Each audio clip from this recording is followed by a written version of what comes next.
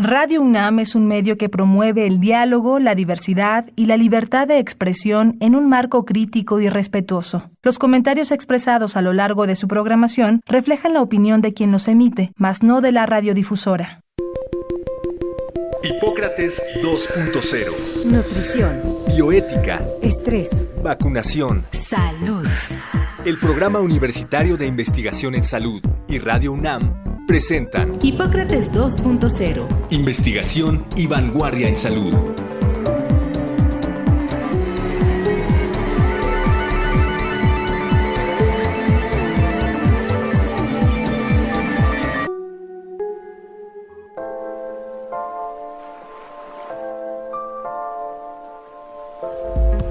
Hola, ¿qué tal? Bienvenidos a Hipócrates 2.0. Yo soy Mauricio Rodríguez. Como cada semana les doy la más cordial bienvenida.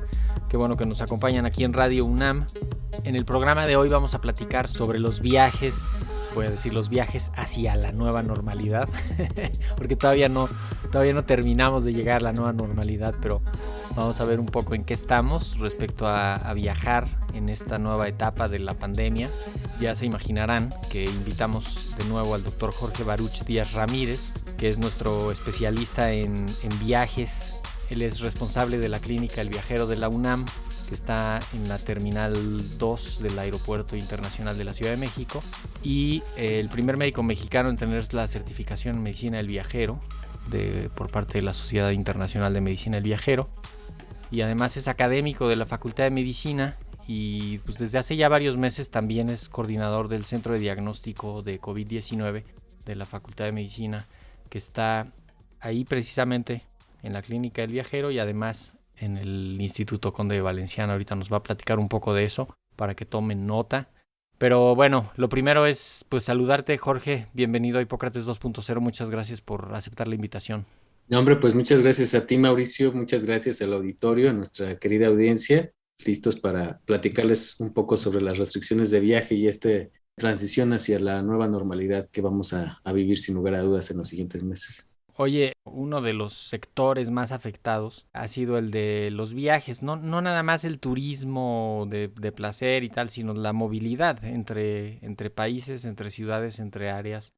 Me gustaría que nos ayudes a entender un poco en qué momento estamos, porque pues, la epidemia anda ya muy descoordinada, ¿no? Algunos países van francamente para abajo, otros países están con unas epidemias terribles, ¿no? Todo el cono sur de América está terrible. En Asia están empezando a cerrar de nuevo varios países porque tienen ahí unas actividades fuertes. En Europa están viendo si ya empiezan a cosechar el éxito de las vacunas, pero ¿cómo podríamos resumir en qué estamos? Bueno, pues estamos sin lugar a dudas en una etapa de recuperación, pero una recuperación un poco desigual, una recuperación desigual para cada una de las regiones del mundo, y dentro de las regiones del mundo pues tenemos una recuperación desigual para cada país dependiendo del ingreso. No es lo mismo cómo se va a recuperar un país de bajos ingresos con respecto a un país de medianos o altos ingresos. Depende mucho de su capacidad económica, su capacidad para hacer frente a esta crisis sanitaria y por ende su capacidad para pues, adquirir vacunas, insumos médicos y otro tipo de insumos que le van a facilitar la movilidad internacional, como son la reactivación de las rutas aéreas, la reactivación de las rutas terrestres, marítimas. Podríamos decir que ya hay hay un incremento, ¿no? en la movilidad. Pues hay mucha gente ya viajando. Me imagino que no a los niveles prepandemia, pero ya hay mucho más de viajes de México hacia afuera y de otros lados hacia México, incluso dentro del mismo país. Seguramente ya hay rutas que están otra vez retomando su movilidad. ¿Sería relevante tener idea de algunas restricciones de viajes para mexicanos? Ahorita alguien que esté planeando viajar a los Estados Unidos, ¿hay algún problema?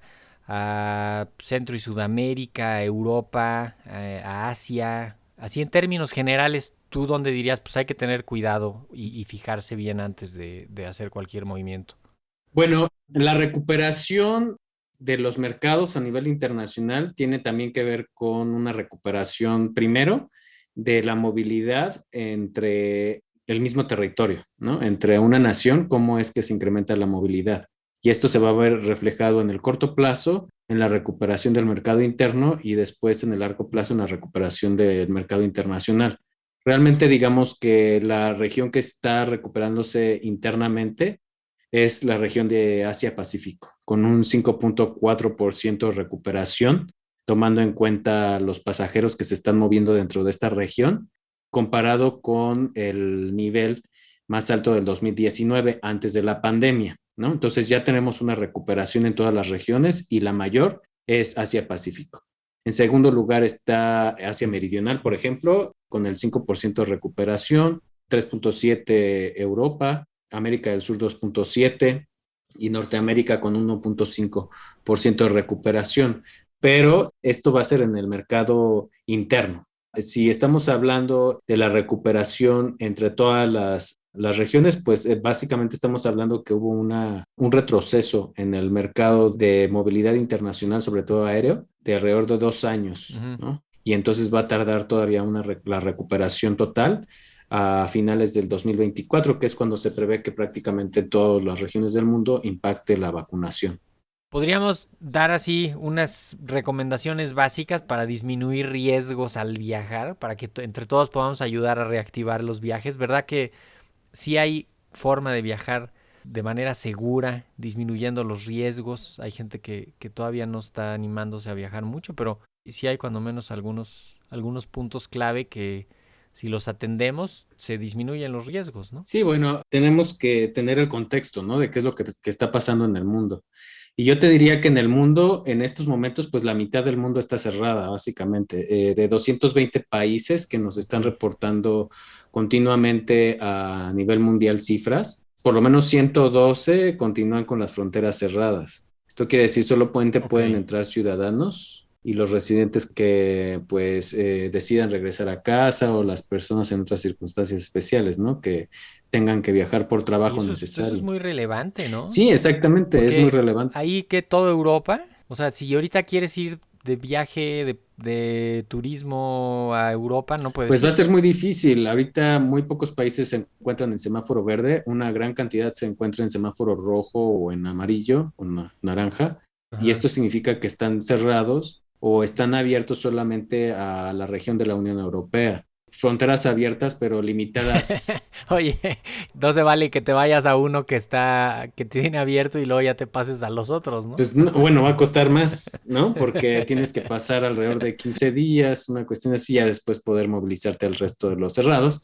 Y incluso dentro de los que están cerrados, no va a haber tanta posibilidad de visitar algunas partes porque tienen algunos cierres en la movilidad interna, en el transporte, restricciones en cuanto a las salidas esenciales. Entonces digamos que hay 103 países en el mundo en estos momentos que tienen una frontera abierta, pero con restricciones.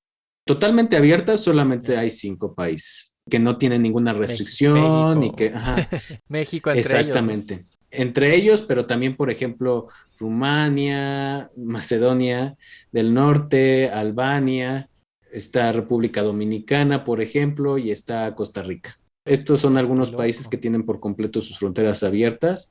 El resto, algunas restricciones. Por ejemplo, esto puede ser Estados Unidos, que pide pruebas rápidas. Brasil, que también pide por lo menos a los mexicanos presentar un resultado negativo de una prueba PCR, igual que Colombia. Pero Estados Unidos, perdón, ¿dijiste prueba rápida? Estados Unidos puedes presentar una prueba rápida, intercambiarla con la PCR, cualquiera de las dos, pero que no cumplan un máximo de 72 horas. Pero, por ejemplo, dentro de Estados Unidos tenemos que tener mucho cuidado porque recientemente hemos tenido algunos casos que viajan al estado de Hawái, por ejemplo, que es una isla, pero que es de Estados Unidos, y que si no presentan una prueba PCR de ciertos laboratorios dentro de la Unión Americana, pues tendrán que guardar cuarentena de 10 días, más o menos. Entonces, pues sí, tenemos que estar conscientes de que cada estado de la Unión Americana puede tener sus restricciones de viaje y entonces habrá que consultarlos. No es lo mismo una restricción federal a una restricción ya local, dependiendo de la situación epidemiológica. Por el caso de una isla como Hawái, pues sí tiene particularidades epidemiológicas que la hacen tener restricciones mayores que un estado de tipo continental, ¿no? Por ejemplo, este tipo de pruebas de PCR para viajar a Brasil, pues se tiene que presentar en un lapso no mayor a 72 horas a la llegada a Brasil. Entonces, con el cambio de horario nos reduce un poco menos la capacidad para Todavía. hacer, ajá. O por ejemplo, los Países Bajos necesitan PCR, pero si te la haces 24 horas antes de abordar, ya no necesitas la prueba rápida.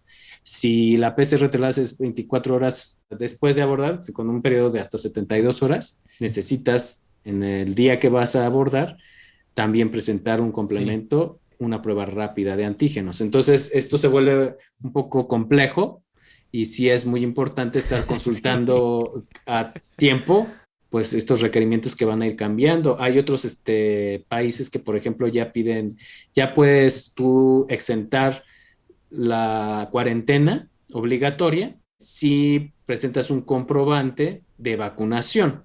Por Ok. ejemplo, ya hay una lista de 71 países que ya, si tú presentas una prueba de haberte vacunado, entonces ya te exentan de restricciones de Sí, entrada, de restricciones ya. de viaje, de Qué, testeo. qué bueno que tocas el tema porque hay alguna inquietud respecto a las vacunas, los pasaportes de vacuna y hay como, no sé, como certificados de viajar, ¿no? Que digo, no sería la primera vez que te lo pidan. Hay algunos países a los que no puedes entrar si no tienes un certificado de vacunación contra fiebre amarilla o contra encefalitis japonesa, ¿no? O alguna cosa así que tampoco es de que ahora sí va a empezar la discriminación. Esto ya ocurría y es por la seguridad del viajero y por la seguridad del país de origen incluso y del país al que está visitando. Pero ¿tú ves algo que preocupe sobre esto de los certificados de vacunas? Mucho se ha dicho en prensa, todavía no hay como documentos muy oficiales de, por ejemplo, que los europeos no van a recibir, no van a aceptar gente que no tenga más que las vacunas que ellos tienen autorizadas, pero en China están diciendo que ellos solo los que tengan las vacunas de China. Entonces como que se está subiendo ahí de tono la guerra geopolítica con las vacunas. ¿Hay algo de esto ya en papeles oficiales donde digan si tienes esta vacuna no puedes entrar a este país? Pues sí, de hecho ahorita hay un lobbying político muy importante en el punto de la salud global por precisamente definir y delimitar bien los criterios que se van a emplear para la reactivación de los viajes internacionales y de la movilidad internacional en general. Y mucho tiene que ver con este tipo de requerimientos de vacunación que se han empleado a lo largo de la historia del Reglamento Sanitario Internacional. Pero hay que tener claro un punto muy importante cuando estamos pensando en implementar requerimientos de entrada a través de la vacunación. Y es que el posicionamiento de la Organización Mundial de la Salud ha sido muy claro. No se recomienda a los países que empleen este tipo de Ujú. restricciones de viaje, tanto de pruebas de PCR, pruebas de antígeno, como, y aún más, de vacunación, porque Ujú. pues no todos los países tienen acceso todavía, Claro, a pues las para vacunas. asegurar por lo menos la vacunación en sus poblaciones de alto riesgo, ¿no? Mayores de 60 años, personal de primera línea de atención.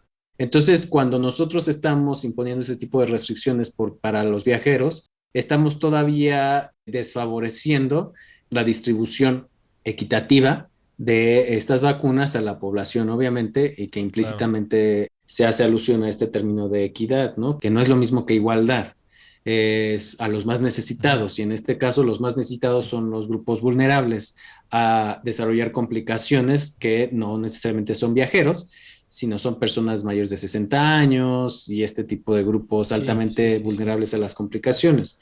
Entonces, va a ser muy difícil, incluso en nuestro país, tener acceso a este tipo de certificados internacionales de vacunación, precisamente porque en primer lugar nuestro país siempre ha promovido pues, este respeto a las recomendaciones de la Organización Mundial de la Salud, ¿no?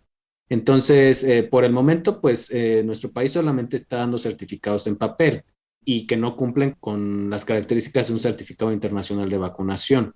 Y todavía no tenemos resuelto cómo se le va a hacer para intercambiarlo por un certificado internacional de vacunación, que eso es lo que estamos en estos momentos viendo en la clínica de viajero de la UNAM con la Secretaría de Salud Federal.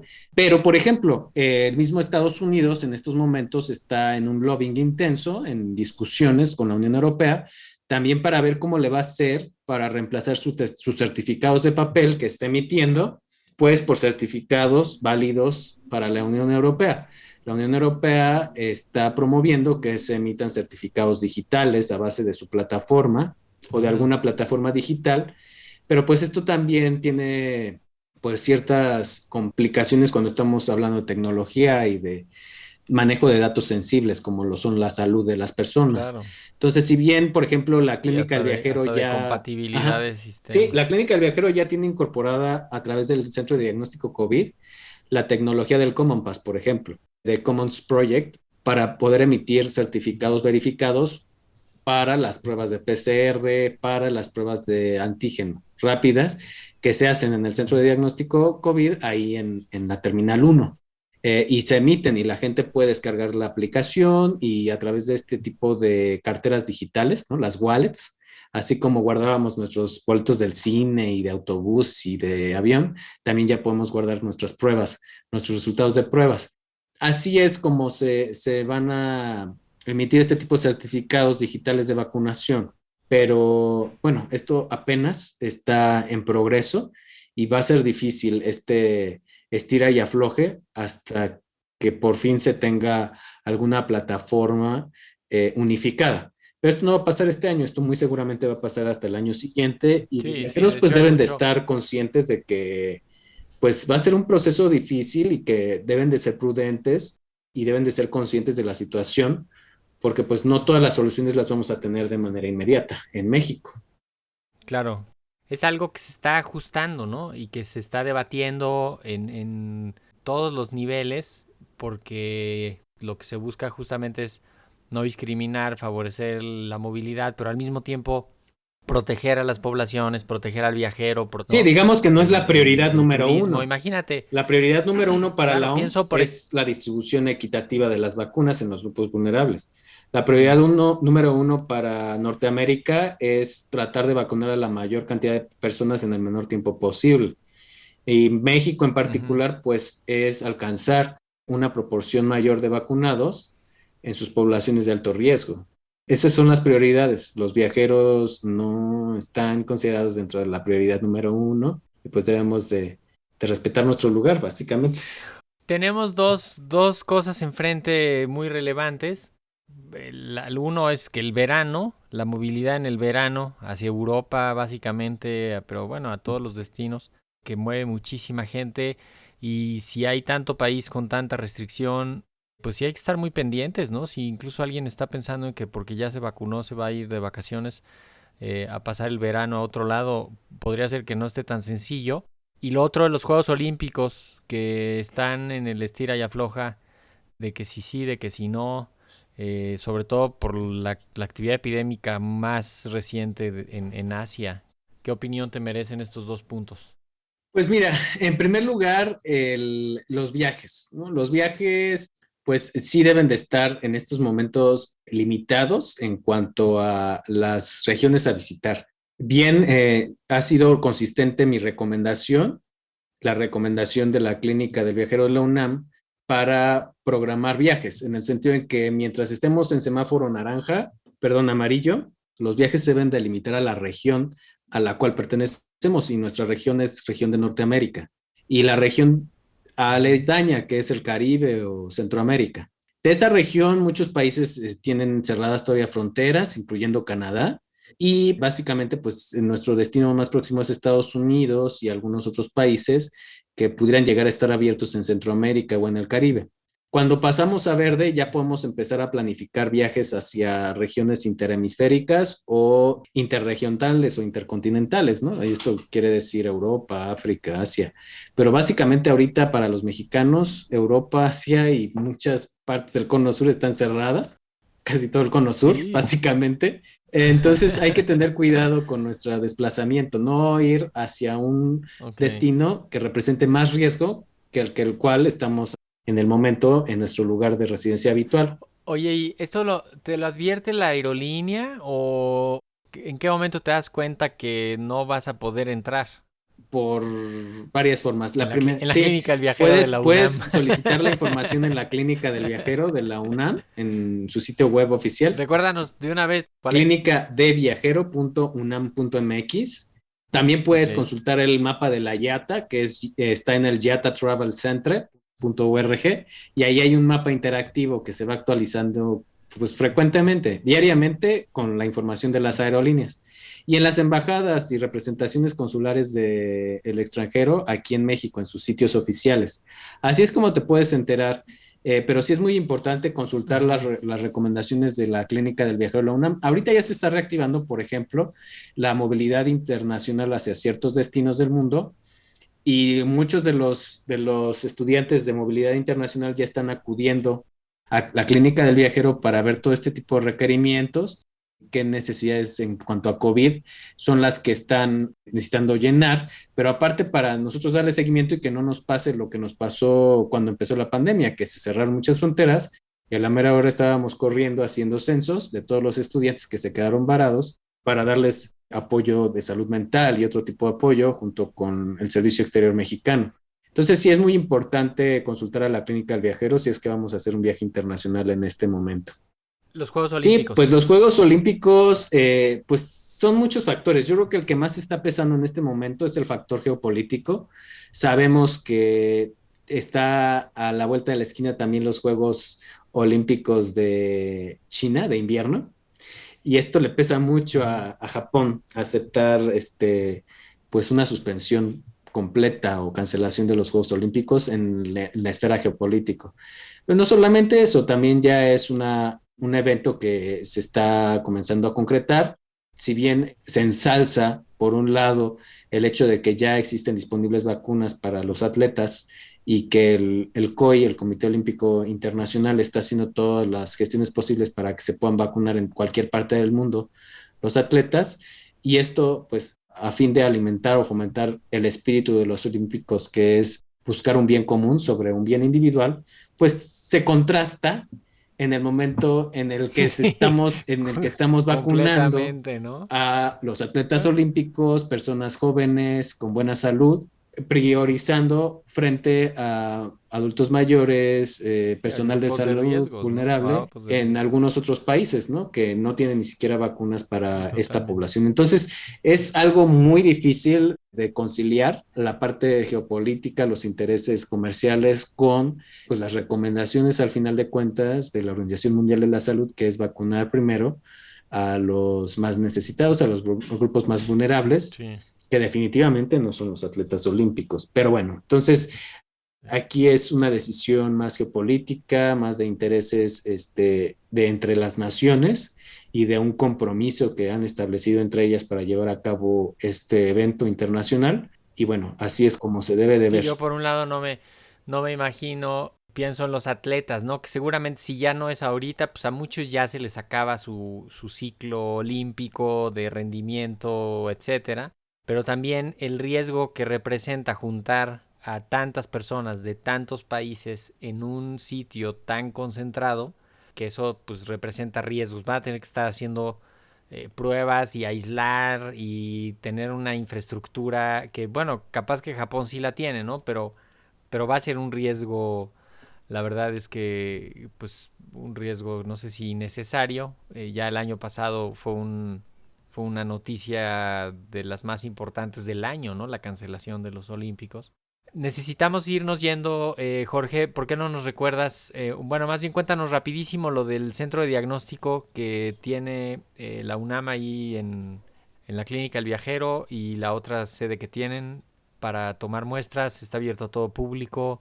Horarios, costos, contactos. Claro, pues el centro de diagnóstico COVID de la Facultad de Medicina de la UNAM lo opera la Clínica del Viajero de la UNAM. Está abierto todos los días de 4 de la mañana hasta 8 de la noche. A todo público. A todo el público. Tiene un costo, obviamente, porque es un proyecto autosustentable a precios competitivos para poder pues tener esta autosostenibilidad. Se puede acceder a través del sitio web, que es clinicadeviajero.unam.mx. Nosotros podemos hacer pruebas de detección de antígenos, pruebas rápidas, Contamos con 2 sedes, la del Instituto de Oftalmología Conde de Valenciana y también una sede frente a la Terminal 1 del aeropuerto, al lado del Hotel Camino Real.